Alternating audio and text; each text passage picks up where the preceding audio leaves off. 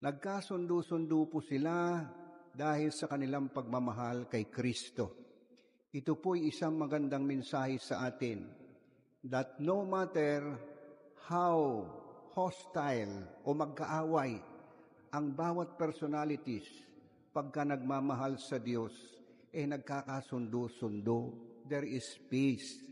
Sana po ito'y reminder sa atin that if we really want to have peace in any organizations or any groupings, napaka-importante po the presence of God to make everyone be at peace with one another. In this Mass, we would like to ask the good Lord to always to help us in our decisions. We should always pray first for enlightenment, whatever kind of decisions that we will make as Christians. We ask the good Lord always for His mercy and blessing.